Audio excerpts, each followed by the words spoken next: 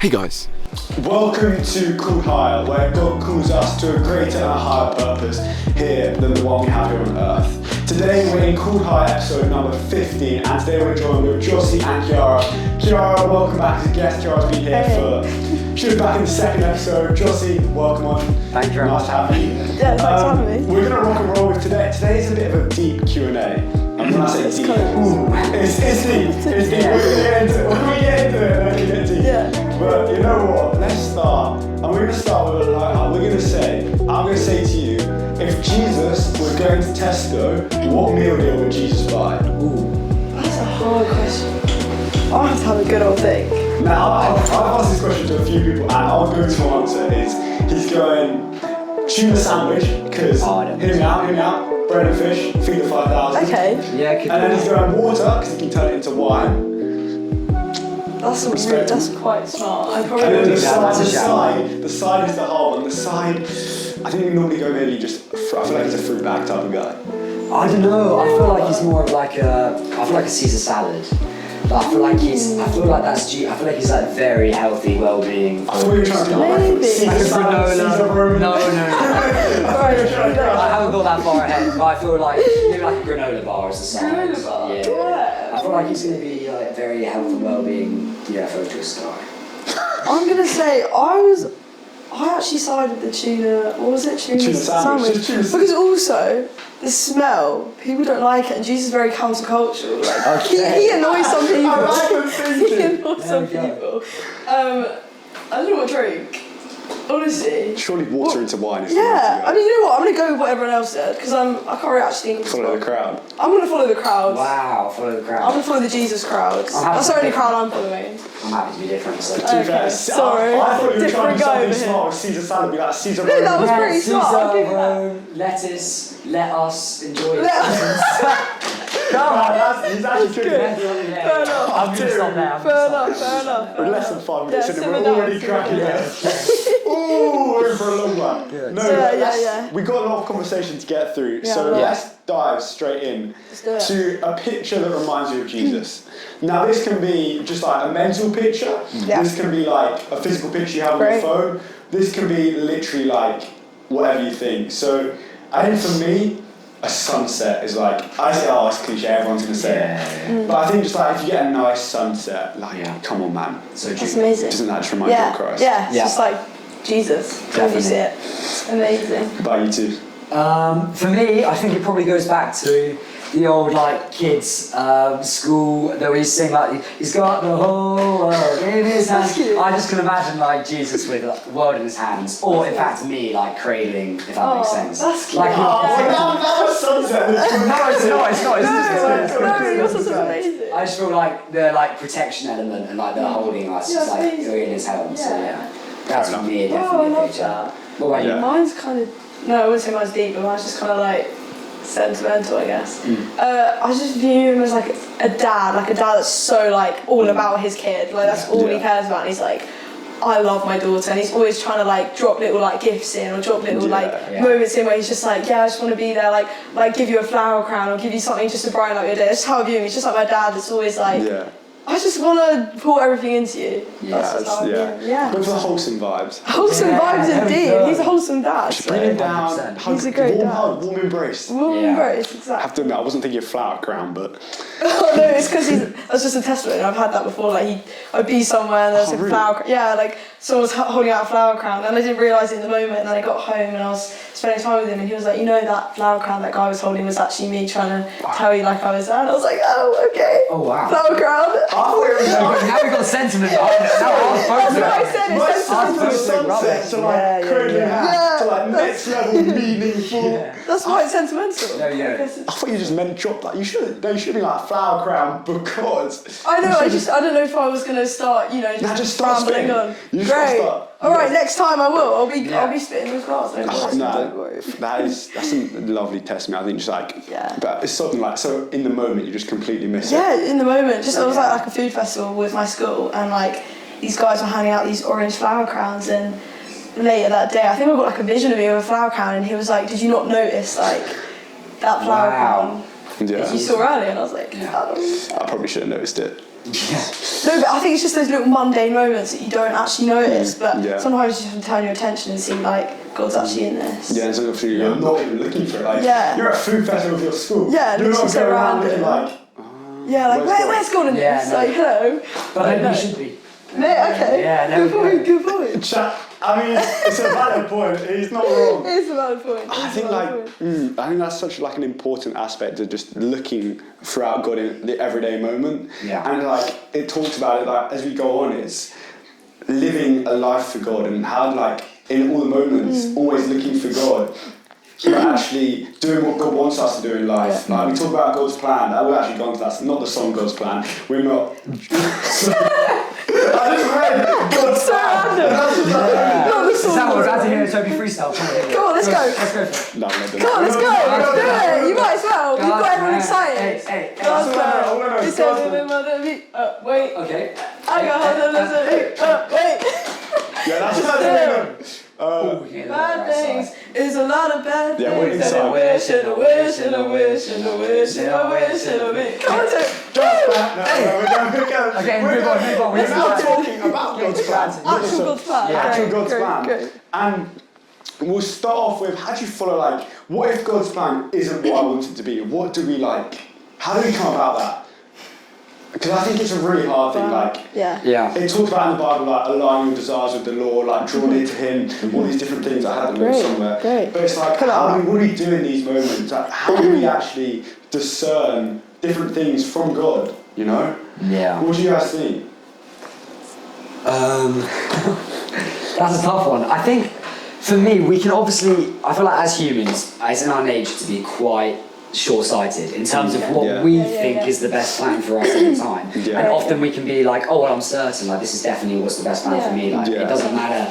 And then it turns out, actually, later down the line, I didn't see that was coming in. Or he has an even better plan for you. So it's not always necessarily that something that you really want to happen or you believe should happen will happen at that time. And so I think that short-sightedness, even it's not like naivety necessarily, because from our perspective, it's seemingly like the right thing. We want this thing to happen, but at the end of the day, actually, God has a higher plan for us. There you go. But that's why we call it. There we go. The longevity Brilliant. in terms of what's actually the better plan for us and how it will affect our lives. I think it's something. Definitely. Can you hear that thunder? Yeah. I don't know if you can hear that. Nah, the microphone definitely are picking up. Yeah, it's cool. No, I think like, and it's also like aligning us. Like one of the other points is like, how can I discern God's will from my will if my desires are in alignment with His will? Like discerning like what's going on. Like who am I living for? Am I living for God here? And so you can think. And like you actually mentioned earlier, just before we chat, before recording, like if I feel God's calling me to do it, I'll do it. And I think that's such an important part.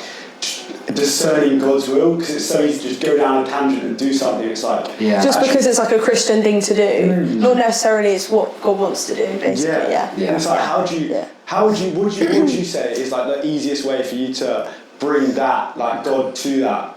I mean, obviously prayer is just the short answer, just pray about it. But like there must be like some people out there must be like, I always hear pray. But what would you say is a way you can seek that? Well, I think even without prayer, even looking at the character of Jesus and just what it says in His Word and how Jesus, spoke, even in the Beatitudes when He said, like, blessed is the one who da-da-da, blessed is the one who da-da-da. And just like a path that embodies that, like a servant path or something that means you have to lower yourself in order to pursue. It's just showing, like, you're already having to die to yourself. You're already having to die to all this desirable stuff that you want to do. And so, like, okay, for example, say you want to do something in missions, not necessarily God's always going to want you to do that, but it may be like you want to do missions, but you don't necessarily want to do this other path that you have. But that requires you to lay down something, that requires you to surrender, and I think that's when you really walk into what God has. I think it's also really easy to discern, so you're like, okay, this is drawing me closer to God, this is something that I don't necessarily want to do, because that's usually all it is. It's usually something like God's like, you need to do this, and you're like, and you're like, I don't want to do this. Like, to be honest, I'd rather do that. It's more comfortable. It's easy. I can take shortcuts. And God's like, no, actually, I want you to do this way, where you'll grow, you'll die to yourself, and you'll help others. So I think just even looking at the fruits of what you do, which will help you actually discern it. As well, prayer is like the top sort of one where you're like, well, if God's giving you this like prayer, and He's like, well, like, go ahead, do this, do it. But other than that, just seeing the fruits, testing the fruits. I think there's a scripture that says, like to test the fruits to actually see is it from God. Yes, Don't yeah, actually the yeah. scripture. So I might paraphrase that. I can't. I don't know the scripture off by heart. But I think it's like and also what you're saying, like the surrender certain. If you're trying to, I think if you're asking God to help you, but you're almost still set on your path of doing something, like God, let me do this way with you, let me do this path, but you're still set on your way. Right. It's like, I'll sort of go about this, I sort of won't, but you're not surrendering that aspect fully to him. It's like when you truly want to follow him, when you truly want to follow his plan, you have to surrender different aspects of your life. 100%. Yeah, I was just looking at something there that I remember seeing from Stephen Furtick, who said you can't fulfill your purpose inside your comfort zone. Yeah. Which I think is so what you were saying. Yeah, exactly. That's great. Yeah. Wow. And I think it's so in line with what you were just talking about in terms of striving and trying to actually living outside your comfort zone is probably where we'll see the fullness of God. Yeah. Yeah, And awesome. the comfort, like trying to stay in your comfort zone is such like a thing. It's like just get out of it. Like don't, because it's so easy to just stay in it. But like there's so many examples in the Bible, like Jonah in the well. I can't think of any example. So many examples. Wait. What's another one? Go on, hit me. No. There is a In lot. Genesis, There is a lot. the Yeah. guy Even walking over David. the hill. Daniel, like They were Moses is the unqualified. main character. They were Hold up. unqualified. Moses was like, don't send me, send someone else. Yeah, hold up. Like Yeah, what? Do you come at me there? I just forgot. No, but genuinely, Yeah, fine. 100%. Yeah. Like, it's always. I think also that's like a really big like idol of our generation is comfort. Like everyone, and even for me personally, like I'm saying this, but like I go to comfort whenever I can. I just run to that. But like, I think it's just this like thing of training yourself to be uncomfortable. Yeah. That's definitely something God's been speaking to me recently. Like he's been like, you know, being set apart. You want to be set apart, but you don't want to see the consequences of that. Yeah. Like I'm praying, like God set me apart, like da. And then when I am, I'm like, God, like why do I feel so lonely? Yeah. God, why do like, God, why am I not out of that party with all these people? Like God, why am I not doing this? And he's like, didn't you pray for this? And I was like, oh yeah, maybe I did. And he was like, I'm teaching you to be comfortable in the uncomfortable. Because you have to almost train yourself. It's almost like you have to be immersed in something for so long until you're like used to it. That makes sense, you know. And that's usually what God's path is, to me anyway.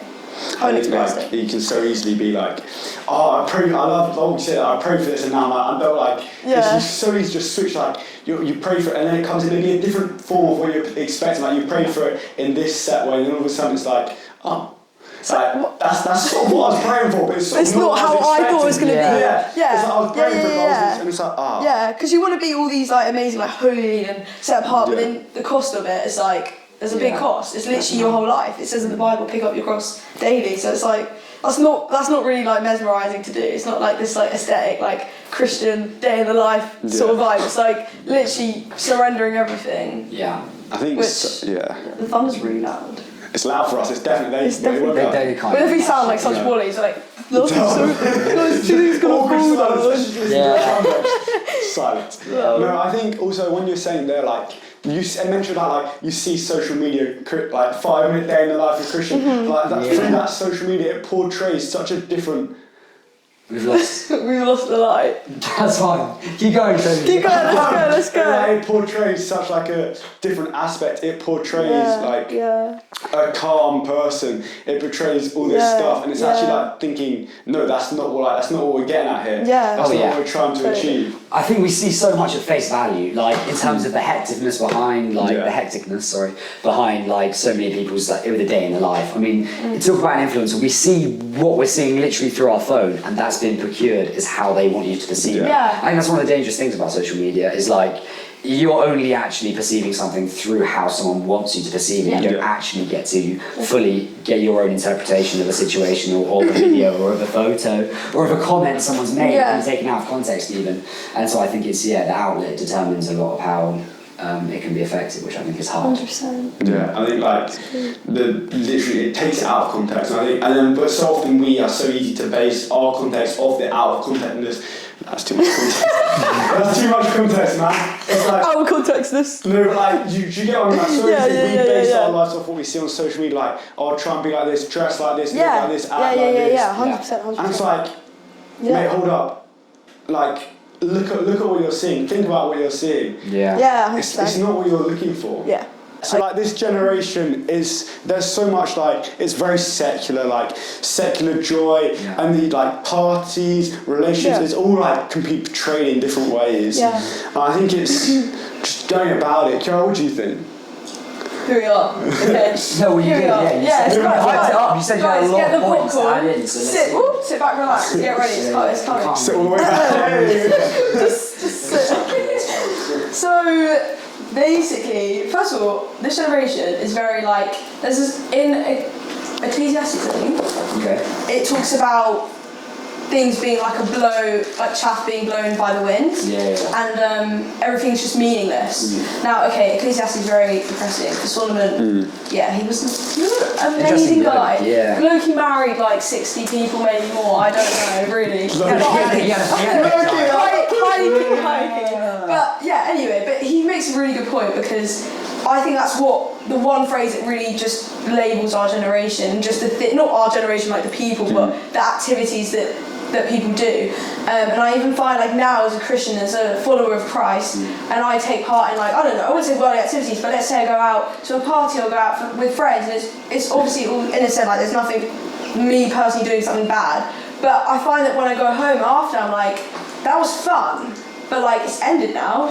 Like I just kind of sit there. Yeah, I just kind of sit there and I'm like so much. I'm like, I'm just like it's gone. I'm like, that was cool, but like that's just gone now. Like it's just in another day. Momentary happiness. It's just well. done. Literally, momentary happiness. Especially if you come back from like a sorry, I should interrupt you. If you like come back from like say you're at a Christian weekend or something, or you just like for me like a lot of recent weekends I've been doing stuff like for example I got this Christian weekend and then you go to school and it's like I'm just around boring people. Like, I'm not saying like crazy. Who's at Toby's school right now? He means nothing to offend you. We're sorry. So sorry. You're all boring people. Just remember that. Jossie's looking at every single angle. Toby thinks you're boring people, guys. Toby thinks you're boring people. Cut. No, I just remember. True, yeah. You know what I mean? Like, it's such a different joyousness and fulfillment, and you almost like when you have a faith, you just instantly like get along. Yeah. It's so weird. Yeah. You can just instantly click, and it's like It's just something there that you're like, this person gets me in a way. honestly, and I think what you said. Oh, I forgot what no. Oh, fuck up. Keep spinning. Yeah, so I was just gonna say, so I just come back and I'm like, that's kind of like gone now. But I think even when I go into the presence of God, and like, let's say I go into the presence of God tonight, tomorrow I'll wake up still kind of full in a way, and like I'm still kind of running on this sort of joy of the Lord, like the joy of the Lord is my strength. Literally. You're running on that constantly, and like obviously it's not gonna look the same all the time, but the word, it doesn't waver, so the joy of the Lord is always the same, even though it looks different. So I think that's something that when I think of parties and like, you know, doing all this stuff, people chase after it because it's this instant thrill, this instant gratification. But like, especially for me in my walk, I've been wrestling with God in a way because I'm like, I want to do all this stuff, and He's like, Ciara, what you're really looking for is thrill, and that's like this, instant, but deep down in your heart. So like someone could be praying like, God, I want to be happy. Yeah. And in my human mind, I'm thinking, oh yeah, if I just go out to that party, I'll be happy. But how God sees it, because He's holy and He knows it all, He's all-knowing, He's like, I can see deeper, and I know that she needs fulfillment, not just happiness. Not fulfillment. That's what I was actually. So then what he goes, okay, so then stop going to all this instant gratification stuff and just sit with me every day, even if it looks boring and mundane, because over time you start being filled up, and then you get, thank you, and then you end up being filled up, and then you get fully fulfilled, and then that prayer's answered, but then you're like, God, you haven't answered my prayers. He's like, go, I'm filling you up every day. I'm helping you do this. Just because you're not going to the parties, don't say I'm not answering your prayers. Like, so that's what it is. That's what it looks like. And I think, because obviously with phones and stuff, we're so used to like our reaction times. Like I think science has said our reaction times like a few seconds now or something. It's crazy. Like, how often do you watch if you're scrolling TikTok? Doom scrolling is really I genuinely am. I can confidently say that. I know genuinely. I think everyone is like, even my grandparents, they'll go on Instagram and they'll be there. But if we compare it, if you compare like 15 minutes of reading the Bible to 15 minutes of scrolling on TikTok, oh my gosh, you wouldn't even know it's 15 minutes. No. I think the equivalent, I could spend an hour on TikTok and 10 minutes with the Bible. and I'll be like, It'll be it feels like the an same. hour. If you want to pass time, bam, bam, bam, bam, bam. Yeah. But the thing is, it's 100%. crazy because you'll spend like 5 seconds Yeah. watching, like less even probably half the time. Yeah. Like when I upload a reel, like you probably see it because you do a bit of social media. Like the average watch time normally is like 3.4 to 7.6 It's crazy. Like you'll get tons of views. It'll be like average watch time 360. You're like, is that reel actually done well? Actually done something. And It's done something, yeah. And that's like, is that actually what we're willingly to spend our time with? Are we happy spending our time getting 3 seconds of like the most random nonsense, pointless To stuff try and, ever? yeah. I'm not mentioning brainwright in a Christian podcast, but like, We had like a thing. I don't know. What are you talking about? I don't know. I'm talking about He was like, if I get the. Okay, no. no, this has to be right now. He This has said, to be he said if right. I get the basketball and you have to say brain roll in the first minute, and I was like, I was gonna do that anyway, but I'm actually not. I'm she actually actually, not. guys, she did say brain rot earlier. We've had to cut it out. Yeah, we had because to cut it out. we Sorry, had to cut guys. it I got out myself. The whole time she was just like Italian brain rot. I don't know what that is. I heard it from her, but she was just like spamming out. I probably don't know what Italian brain rot is. But Okay, fine. yeah, well, I don't know where we were. Right, so I'm now ready from James Go, 6, do 7. it. Cook. Okay, go for it. Oh right, sorry. No, you didn't. Were you gonna read? No, don't worry. You didn't get the reference. Oh, sorry. I didn't get it. No, neither. I didn't I said I get was reading from James 6, 7. No, don't worry. No one gets the note! Wait, audience, do you get that? Drop a comment if you They get the 6, 7 drop a reference. comment if you understand the reference. I'm actually going to read James from 2 Corinthians. No, it's not James, it's just 6, 7. I'm Right. going to read from 2 Corinthians 4. Go. 2 Corinthians 4:4. The God of this age has blinded the mind of unbelievers so they cannot see the light of the gospel that displays the glory of Christ, who is the image of God. I think that just speaks like a multitude of facts. Like, who is the God of this generation? It can be our phones, it can be money, it can be the devil, just in all areas. And actually, it's blinded us. It literally says it's blinded us from the light of Christ, the light of the gospel and the display of Christ. How crazy is that? Like, you're willingly let the God of this generation, which can be phone money, you're letting it blind you. Yeah, Like, that's it's outrageous. True. I know. Well, we all do it though. That's the thing as well. I think. Yeah. Sorry, you go. No, you go. I was gonna say we all do it, and I think because it makes us feel good. Like we were talking about earlier, comfort is like one of the gods of this generation. It's like it's so comfortable. For me, when I get home, my instant thought is like, oh, I can't wait to get in bed and watch reels. Genuinely. You know what's going on with this? She's I I can't wait to be done with this podcast. No, but like, and it's like, imagine if we just thought, oh, I can't wait to get back into my bed to read my Bible. And like, I think I do go through seasons where I am like that. When I'm out, I'm like, oh, I can't wait to read my Bible when I'm home. But a lot of the time, no, we're not always like that. A lot of the time, I'm like, I want to watch reels. I just want to watch reels. Yeah. But the thing is, like, that's why I was talking about instant gratification. Like, the fulfillment that God gives you doesn't come from that. You don't get it instantly. Like, for example, it took me about 6 months to hear the voice of God, but I had to train myself to get into His presence every day. So just say like, okay, God, I'm here, and just keep showing up. That's what it looks like. And so when you get that true fulfillment, God's fulfillment doesn't come like that. Not because He doesn't want to, but because the real good stuff is can do. Good things take time. It can do. But good things do take time. So when you progress. So that's why I think it's harder in this generation to really get down with God, because it's like there's so many things coming at you, like, oh, follow this, do this, buy this, say this. I think probably one of the biggest things we struggle with as a generation as a whole is idolization. But that sounds like a big like You think, threatening when you word. think like false God, you think like statues, like golden calves. worshipping like crazy gold statues. you think like everyone bowing down, massive tower of bow, like, Exactly. But now we have like we have phones. We have so many different outlets and sources of entertainment. As you said, instant gratification, where it's like, oh, I prefer to go to that. One of the things we were talking about, like before, like a few weeks back, I was talking something about secular music and just how, because like obviously I'm not someone who thinks like secular music is like the worst thing ever. Like, oh, you shouldn't listen to secular music. That's not what you should be doing. Whatever. I love listening to worship music and Christian music, but I think secular music as a concept can become quite idolizing, but like you wouldn't even notice. Like people have like crazy obsessions with like artists, and it gets to the point where it's like, oh, it's not like they're not an idol, but you follow like 64 fan pages of that one person. Yeah. You're like scrolling through. And then also, like, a Christian can be doing that, and not realizing what they're like. So often with saying, you can like listen, not think about the lyrics. And then like, I've seen a clip, I can't remember who it was, and he's just listening to it, and all of a sudden he's actually deep in the lyrics, and it's like, yeah, I love gangs, I like all this and stuff. Yeah. It's like, It does something to a brain. Yeah. But even if the music you're listening to isn't like strictly or like bad, or whatever, you can it still has that impact. Where it's like, oh, I'm like almost obsessive nature. I think we have like crazy obsessive nature, where it's like, oh, you just get kind of hooked to like one thing, one person, one concept. That's You're really like, good point. oh yeah, and it's also momentary as well. So like, I might go through a time where I'm like, oh, I love this one YouTube channel, or I love this one TikTok page. This guy's the funniest guy ever. You just like watch him loads, whatever. Then like 6 months later, you go, like, who's that guy? And you're like, I don't actually remember who he was at the end of the day.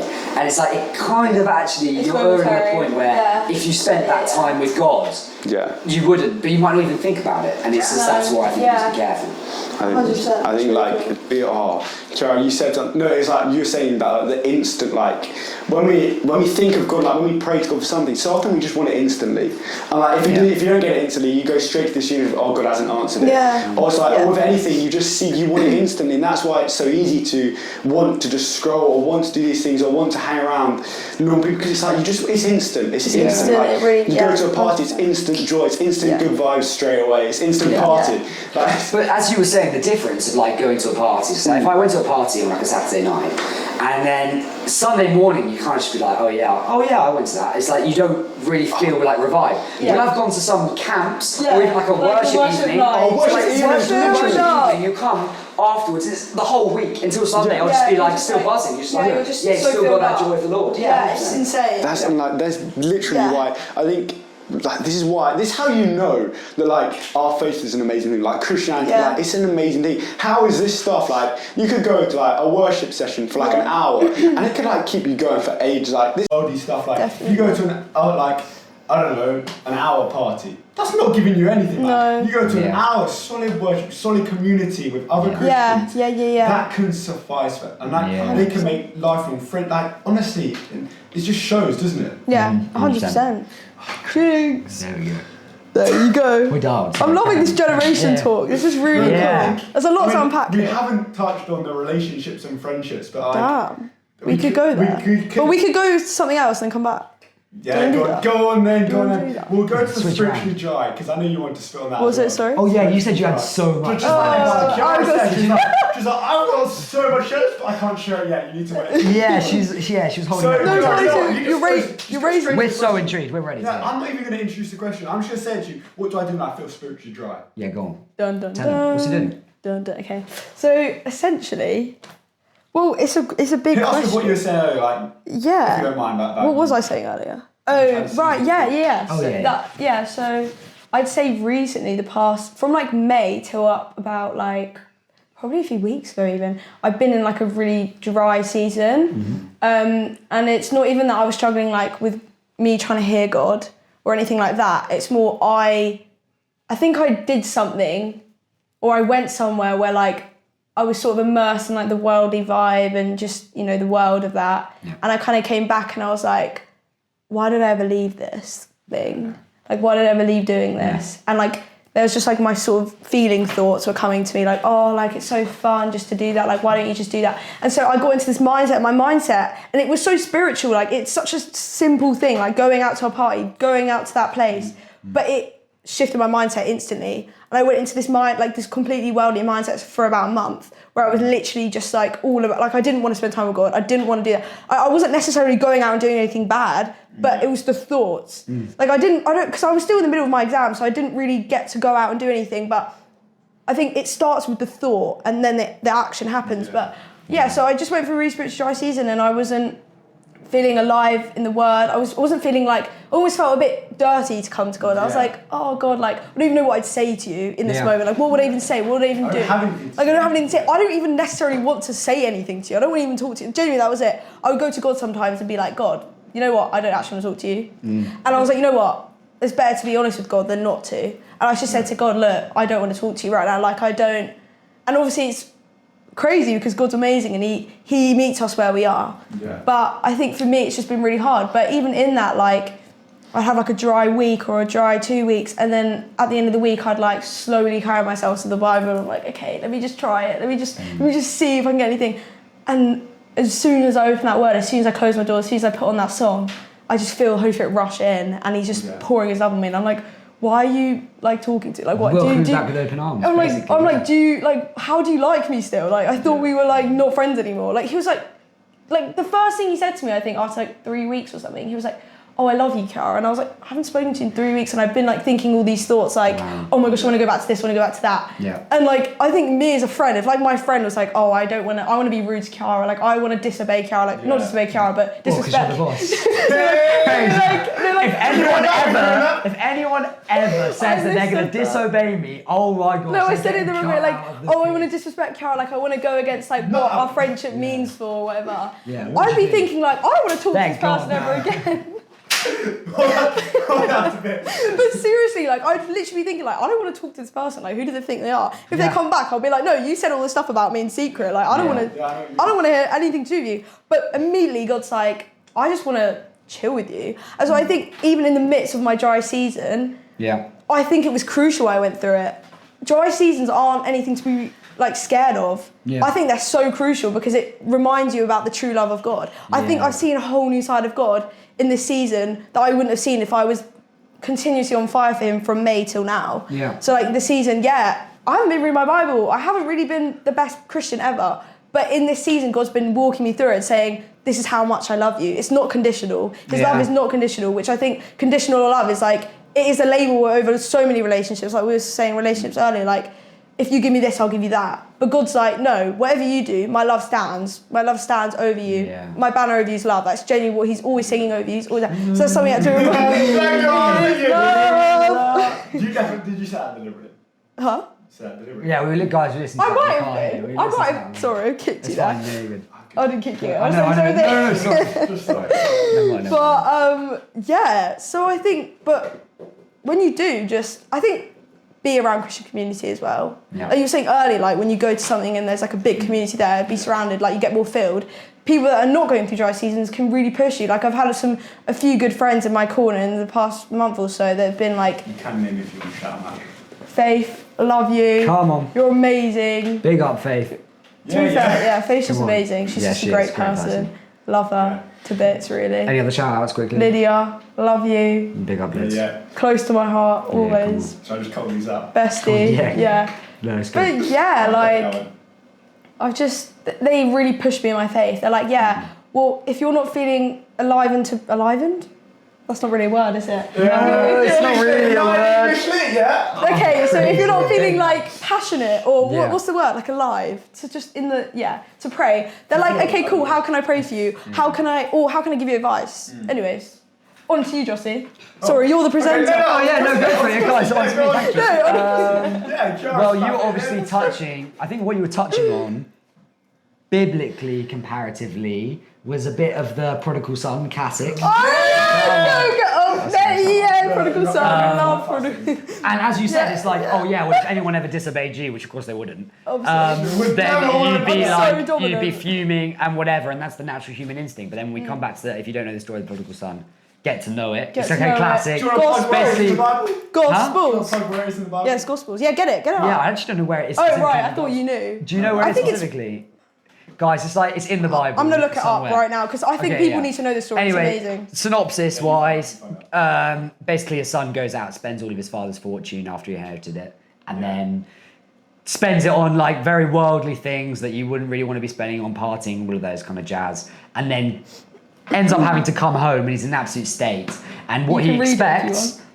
I wanted to read the whole thing. We can read the whole thing. The whole passage. You can get some. Should we start? Okay, right. We get some bits from when he came home. Give us a few verses. Okay, so basically we'll go from so the man who had two sons, youngest father. Luke, wait, you got to say yeah, sorry. So we're reading from Luke 15. It starts at verse 11. So if you want to go and hop on that, that's fine. It's a beautiful story. But anyway, when he came back after spending it and having all the worldly things, it says in the Bible. I'm no longer worthy to be called your son. Make me like one of your hired servants. So he got up and went to his father. So he decided to come back and travel home. But while he was still a long way off, his father saw him and was filled with compassion for him. He ran to his son, threw his arms around him, and kissed him. The son said to him, "Father, I've sinned against heaven and against you. I am no longer worthy to be called your son." But the father said to his servants, "Quick, bring the best robe and put it on him. Put a ring on his finger and sandals on his feet. Bring the fattened calf and kill it. Let's have a feast and celebrate. For this son of mine was dead and is alive again. Woo! He was lost and now is Praise found." God. And they Praise- began to celebrate. Woo! So that's basically the concept, where it's no matter how far away you strive from God, no matter how far away you stray from God, you can always come back and he'll greet you with open arms, essentially. Thank And you. I think that that's a testament to what you were talking Yeah, about as well, definitely. in terms of just, you were like, well, it doesn't make sense, and from our worldly perspective, it doesn't really make sense as to No, why it you're being doesn't. brought back. It's silly, but it's Yeah. God, so. I think 100%. that's the whole point, like, it's silly, like, It is silly. it's simple words, but it's completely stupid. If someone was to say that to you, like, it just doesn't make sense. Yeah. And that emphasises the fact of, like, how our God is a God of love, and, like, he loves us and he wants Yeah, totally. the best for us. And I think, like, that is the amazing part. Like, we were talking at the start, like, all the different types of love. 4 different types of love, the main types of biblical love. You have eros, I think that's how you say it, the romantic loves. This refers to the passionate, often physical love, particularly between husband and wife. Then you got, not storage. I think you must say it like an accent, storage. Ooh! Is it French? Storage! No, not in the Bible. Storage! I'm loving this! Come on, let's go. That was so good! Keep going. This is like familial. Familial love. That's English, yeah? Familial. Yeah, it is. That's an English word. And this is natural affection between family members, like the love between parents and children. Then you got philia, brotherly love, which describes the love between friends, Come on. Keep going. characterised by deep affection and loyalty. And then you got the agape, which I think is often quite the most common one. When you know agape, pathos, like, Yeah. you know, the common ones. Pathos. And agape is like often the highest form of love, described as unconditional. Why are you laughing? Because I said pathos. Oh no, it's just memories. Never mind. Carry on. Oh, alright. When you talk about described as unconditional, sacrificial and selfless, often associated with God's love for humanity. Yeah. And that's the one where it's like, it just doesn't make sense. It's like, it's completely like, what? How? Like, it's just crazy. What, how, why? Sorry. Yeah. No, in English, where they're like, what, how, why, paragraph, link back to the Always question. trying to bring it back to English. I'm sorry, guys. I'm a bit Half of of a this scholar. recording story is just going to be Kiara. Yeah? I'm a bit of a scholar. I'm a bit of a Amazing. scholar, Got guys. that. I'm sorry. Got Bit of a poet, bit of a writer. Okay, I'm sorry. I'm being such a intrusive person. Guys, Carry let's on. keep And I going. think I'm just saying like that the fact that love is just like completely, it's like it's unconditional. It's the biggest love there is. Yeah. Makes it just, like hard to comprehend. It's like it doesn't make sense. But that's the whole point. It doesn't make sense. You're never going to understand it all. And it's like, okay, what am I going to do here? Like, how am I going to understand it? Yeah. I think just to like the last few questions, I think we'll touch on the last bit of, or like the penultimate bit. Drop a big word in there. Yeah. The penultimate bit of like how do we share our faith with like unbelievers, and how do we share our faith with non-Christians? Because it's important to like not just as much as we're saying how amazing it is to surround ourselves with other Christians and all of this, but also how important it is to surround ourselves with non-Christians and be able to share our faith with them. But how do we share our faith with them? Because like you were saying, there was a time where you, like you just mentioned earlier, like you're around other non-Christians, like you want to do the party, it's like I want to do this. But how do we actually be around them and be like a godly influence? Be a godly influence, yeah. What do you guys reckon? Okay. Well, I think like personally, I think these questions really help because I can sort of reply to them in like a personal way. That's okay. Yeah, that's the whole point. That's Okay, whole great. So I think for me personally, it hasn't been me. I think sharing the gospel with non-Christians, it's different for different people. Like, I think the one very like simple way is going up to someone and being like, "This is what Jesus did on the cross for you, yada yada yada." Not yada yada yada, but you know what I mean. Yeah. You know the good stuff, the gospel, The good stuff. the gospel, Yeah. the raw gospel. Anyways, but I think for me personally, it's just living out that Christian life that just testifies to people that Christ is like a person. And I've had like people just come up to me that I'm not even necessarily like approached or really spoken to it about much, but they've come up to me and they're like, why are you so happy, or like how are you so joyful, why are you always smiling, or why do I never see you like sad? I'm not never sad, don't get me wrong, but there's just like a joy that I have that people can't put their finger on it. They're like, where is this from? And I think that really helps me immediately to be like, it's from Jesus. And it really, and then in that, it's like a really good conversation starter. Another thing is like, for me personally, my testimony, I struggle a lot with drug addiction and mental health issues and a lot of that stuff. And I've found like, as I'm in my walk with Christ, I've had people around me, like whether it's friends or people that are just peers or stuff like that, where they actually go through something similar, and I'm able to sort of like minister to them in a way that is personal to me. So I'm like, well, this is what God's done for me, and so this is how He helped me. And so they're sort of like, oh, well, I know that this person that's talking to me has gone through that, so I'm more likely to believe them. That makes sense? If someone that's, I don't know, struggling with drugs, they're like, look at me and they're like, oh yeah, that Ciara girl, she struggled with drugs before, so I should probably listen to her. And then I'm like, this is how God helped me. And so I think, great. That's it, really.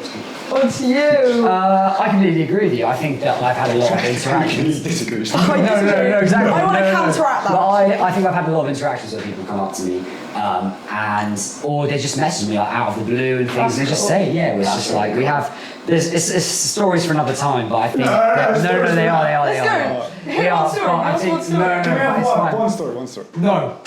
No, we said okay, right, fine. Yeah, no. But I think so for an example, you could have people that say like, oh yeah, just as you said, like, why are you so happy, or where's this joy coming from, whatever. And I think it's such a great opportunity to just actually be front. And I think being bold in your faith is something that is so hard, but it also is so amazing. And I think for me, it's being a reflection of Christ is obviously that's so hard, pretty big shoes to fill, but trying to live out your life as if you were like in the most godly way possible. I think people see that more than you actually realise they do. Like you'd be surprised how many people will just, even in the back of their head, there's a very small percentage of people who would ever actually speak to you about it. But they're thinking like, oh yeah, shoot. So like I've had people before where I've actually brought up God to them. So I had this one interaction with someone who was like, you said I need one. So I had this one interaction with someone basically at a party, and it resulted in like a very, very long, like hours of conversation with her and the struggles that she's been going through, and like she's not basically been fulfilled with worldly things. And she's not like now like, oh, she's a Christian, like she's been saved to me, like this whole thing happened. But she actually I felt the urge to just tell her about God, and then I did. And then she was like, well, this is funny because I would never want to speak to you about it. But actually, I've been noticing that for the whole time. I've always thought like, And she's like, I've been questioning it in my head like, oh, well, I'm looking amongst you and even like some of my friends, like comparatively, they're just like, okay, well, what's different about you? Like, why is that? What's happening? And she's like, well, I didn't have the courage to speak to you about it. But now that I've brought it up, they've actually gone, oh, this is great. And I think this is the biggest takeaway for me is I think you very, very rarely, it's like 1 in a million chances that you'll bring up to someone and they'll be blatantly rude and disrespectful and they'll just be like, big, I don't want to hear it. I don't want to talk to you about that. That people are way more intrigued than you could ever imagine. It's really true. But then it varies on their confidence levels of whether they actually want to talk to you about it. So if you initiate the conversation, I think it's very unlikely that they'll be rude or that it won't just plant a seed at the end of the day. 100%. They can't ever unhear anything you say. Absolutely. So true. I think 2 points mainly you were saying that. The first one about like, joy. I think so. There's so many verses like in Psalm 51 where it talks about like, restore to me the joy of your salvation, Lord. Like, there's so many parts in Scripture talking about the joy. And it's actually like living that joy. Wake up each day, and you may be having a hard day, but remember like the joy, be thankful for the Lord that He's given you another day. Great. And people see the joy. Like, you think people might like be like, oh, people don't notice it. They do notice it. And like you said, like, everyone has it in the back of their head. And it's so like, from our point of view, you might not notice it by yourself, but I'm telling you, people notice it. And don't be afraid to share. Like you were saying there, Jossi, as well, like, people often, well, firstly, not many people shut you down, but I also find quite a lot of people might not want to ask you. They might be scared like what other people think if they sit there and talk to you. Or they might just not have the confidence to come up and ask you. And it's actually being willing to have the conversation, showing the initiative and like actually thinking, oh, maybe I should do this. Like, just getting it out there and be like, oh, hey, I'll do this. Yeah. And be willing to show this. Like, don't hide it. Like, I think WWJD, the bracelets are such an easy way. Like, oh, what's that bracelet? And I'm just going, oh, it's just a normal bracelet. Yeah, if you're, I think, sorry to interrupt you, No, I think if you're bold with your faith and you're very like outward going and you're open to everyone, as hard as that may be, I think then you're way more likely to have those conversations, because even if people are like a bit, like some people might go like, oh, I don't actually know that he's definitely a Christian. Yeah. No offense, guys, but if someone doesn't actually know if you're a Christian, what are you doing? No, it's not I'm not trying to like say that to you, but I think if you ask anyone that even people like I really don't know that well, people go like, oh yeah, I know he's a Christian. There's obviously layers to that in terms of like the deepness and the conversations that you have with certain people about certain things. But at the end of the day, just actually being like, yeah, this is who I am, this is what I do. Yeah, I think is something that you should be going with. Yeah, definitely. Amazing. I think like on that, it's like people actually acknowledge that and they do know it, and it's also like, no, I forgot it. It's also like. Yeah, I forgot it. Let's go back. Okay. Let's go back to the generations. Okay. How long do you reckon we have left? 15 I think we minutes? have like five to 10. We'll split a bit on the relationships and friendships about this generation. Because I think, firstly, like, I don't know about you, but guys, for example, for me, there have been times where I've had like relationships with non-Christian people, and then like, firstly, for me, it hasn't helped me in my faith. But secondly, like, it doesn't matter if it's non-Christian people, but my non-Christian friends who look at the relationship be like, oh, have you done this? Have you done that? Like, oh, how's it going? Like, oh, when did you kiss her? Like, all of this, and like all these like lustful, secular things. That's what a lot of the time people perceive a relationship as. And if you trying to seek a truly godly relationship, people just see it as like a bluntly cringy relationship. Like nothing's going on there. Exactly, like, it's not a proper relationship. But that is what the problem. And I think like, it's almost, you have to like step out of your comfort zone and like push that. I think it's with friendships as well, like it's easy to just join in a conversation of like slandering someone off, absolutely like chatting so much bad stuff about them, or like just doing these things. It's actually hard to be like, are you realising what you're saying? Like it's actually like acknowledging that. What do you guys think? Very good what you said. Yeah, no, I agree with what you said. Yeah, it's good stuff. No extra stuff. Oh no, I do have actually. Yeah, go for it. Oh, sorry. No, I don't. Okay. I was just gonna say that. I think like, especially I'll say romantic relationships first of all, but I think when it comes to romantic relationships, I mean, I haven't been in a relationship with any like, I haven't been in a Christian relationship, let's just say, but I've like, I can sort of see what it was expected of one and whatnot. For like just older sisters, older siblings, parents, whatever. But I think when it comes to like worldly romantic relationships, it's, for example, like the topic of sex, like having sex with someone, it's seen in this generation as something that's just like a given. Like an achievement as well. It's like, it's an achievement as well as like, what do you mean you haven't had sex yet? Like it's sort of like, that's what you're meant to do. It's so casual. It's more of an expectation. It's more of an expectation, 100%. And so, but actually, people don't actually realise it leads to so many doorways of like shame, brokenness, insecurity, all of that, because it is such a spiritual thing. It's like the one thing God created. It's the closest thing you can do with human. Why would you not think that's something spiritual? Like, do you know what I mean? It's so casual. I know, it's so casual. It's like, oh, it's just physical acts. There's so much going on in the spirit realm that people don't actually realise. And so when it comes to stuff like sex, it's like, you do it and then you break up with that person and then you move on to the next one. But then it's like, you gave so much to that person. Or even outside of relationships. Just casually. But you don't actually realise you're bonding yourself to so many things in the spirit realm that actually it's distracting you as a person, having an effect on your life and your further relationships with your family, your friends. Like, you know, your brokenness may be reflected as angriness to people or, you know, just rudeness or unkindness to people. Whereas actually inside you're being broken and you're actually feeling that deep down.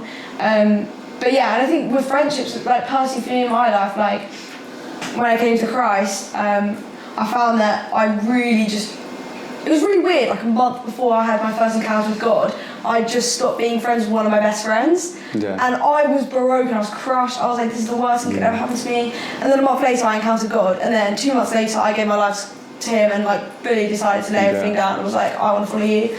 And then I realised he'd been almost moving stuff around in the background. And I think when I became friends with Christian people, I realised what I've been missing out on. Because you have depth in a friendship, but a Christian friendship goes so much deeper. You don't even realise. I didn't realise it was that deep to go with someone.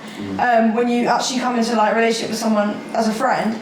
And it's more than just friendship. It's like spiritual counselling. You're counselling each other. You're helping each other. You're both praying together.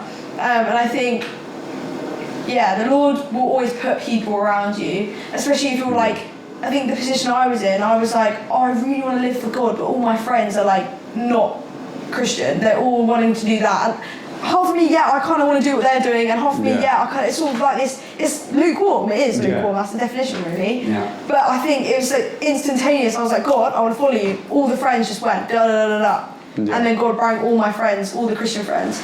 So that's sort of my outlet. Yeah, I think I completely agree. I think basing, I think being able to model off of like other people is such an important aspect to have.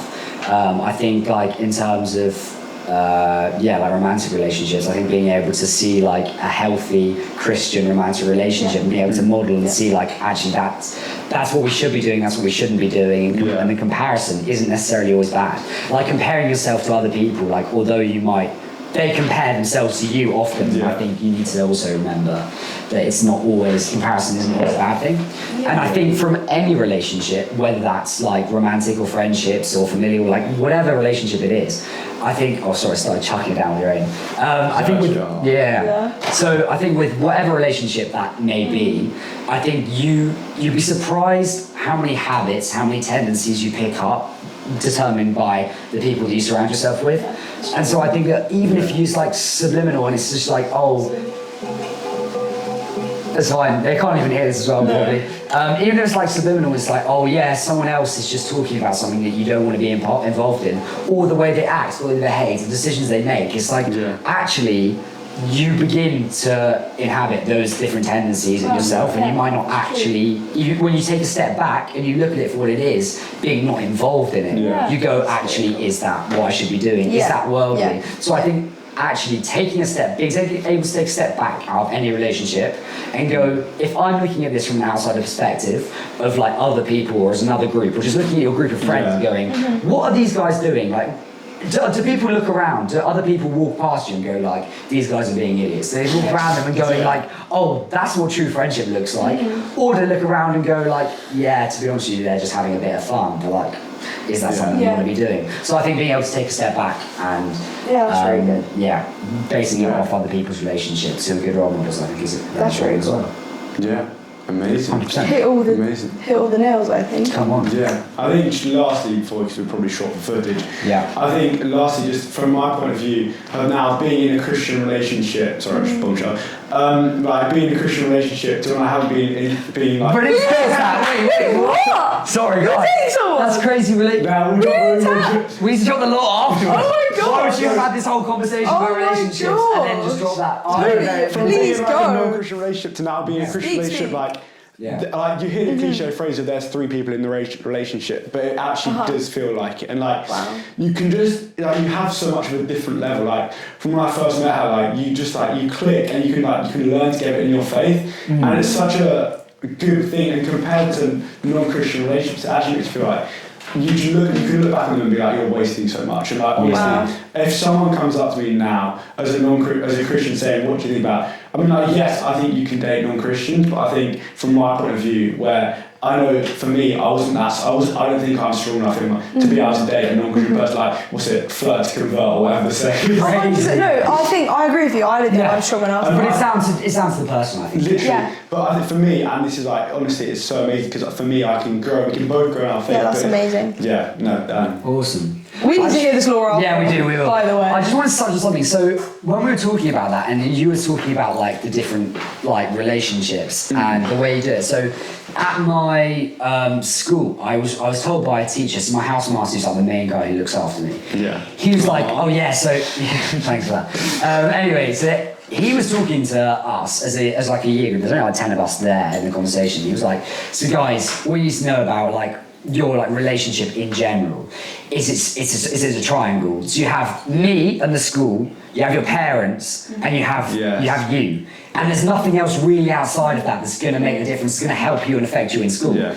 And then he was like, oh, as we're leaving, he said to us in the very end, he was like, you guys remember at the start of year 9 when we spoke about this, and that triangle, well, sadly, those are kind of diminishing, even your ones with your parents, but definitely the one with school's diminishing. Yeah. And I think it's such a poignant thing that I was actually sat there thinking, yeah, but you've got God in the centre of that. Like, I've got God in the centre of that. That's something that's not diminishing. And I think even though you really pass through the different stages of life and you go through, that's all relationship-wise, my relationship with my parents, my relationship with the school, my relationship with him. And it's like, well, actually, there is one continual relationship throughout the whole of your life. And I think that's something that won't diminish no matter the way he was saying. There we go. So I just want to touch on that. So if you think of it as a visual representation of like barriers and bridges that are, as you change and different and you end relationships, start a new relationship, there's a continual relationship throughout all. And that's great. Jesus. Woo! Come on. Should we end it? Yeah. So good pod. Thank you, Toby, for hosting us. Thank you, Toby. So expertly. Called Higher Pod. Drop it a follow, like, subscribe, whatever. Jesus loves you. Yeah. Let's stop the record. I don't know how to stop. Come on. Lovely. Go on, do a heart. And stop. Wait, we'll do a heart. We'll do a heart. We'll Yeah, do a for the thumbnail, for the 3, 2, 1. Yeah. Go, Go, Toby. I don't care. Where's the